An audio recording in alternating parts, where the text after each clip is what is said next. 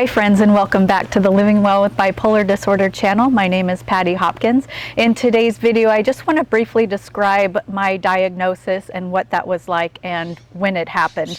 So in 2002, I was around the age 27 when I was diagnosed after multiple suicide attempts. I was spent a year and a half in and out of psychiatric wards, and that's where I was diagnosed.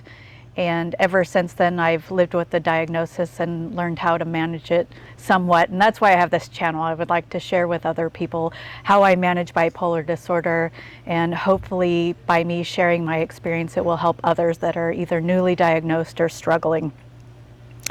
So just briefly, I had struggled with depression throughout my whole childhood.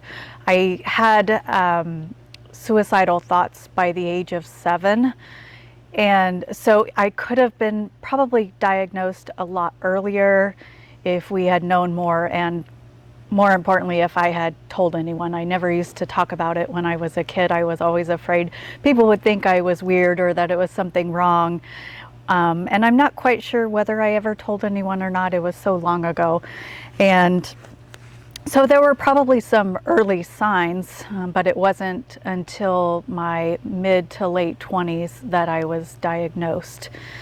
I originally was diagnosed with bipolar 2 because my manic symptoms or hypomanic symptoms weren't very severe, and they were very short. They typically only last about a week or two, and very mild also. So they originally diagnosed with bipolar 2. That's usually one of the factors in that diagnosis. And then as I grew older, I'm now in my 40s, my newest psychiatrists have diagnosed me with bipolar 1 due to having some little more extreme manic episodes.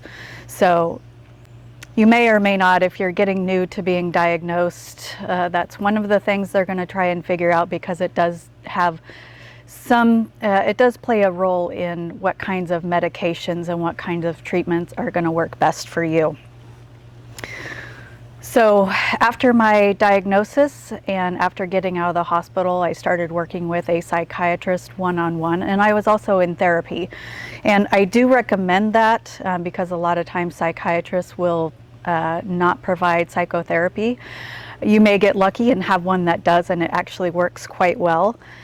But I worked with both, and with medications it was trial and error for a number of years, because it really does take time. You have to be patient when trying new medications, because everybody is different, side effects are going to be different, and the way the medication works is also going to be different for every individual. So it takes a while, you have to be patient, and I tried to be patient, and then eventually after some period of time, we found the right combination. And since I've been living with it for over 20 years now, I have had to have medication changes. I typically have one depression per year, depressive episode, and then again some sort of mild, I think, hypomania. So it just kind of depends throughout the year how I do. Right now I'm doing quite well, and that's why I wanted to start this channel. So there are some early signs of bipolar disorder, and I think as I make more videos, a lot more of that will come out. A lot of my signs and symptoms that I had as I was growing up throughout my childhood and teen years, and then eventually being diagnosed in my adult years. So I'm going to wrap up this video. Like I said, I just wanted to make it really short because I think in future videos a lot more is going to be coming out. So look forward to more videos coming from me. And again, if you have any ideas of topics you would like me to cover, anything that you're very interested in, feel free to drop those in the comments below. And also for more videos, be sure to subscribe to my channel, and we will see you next time.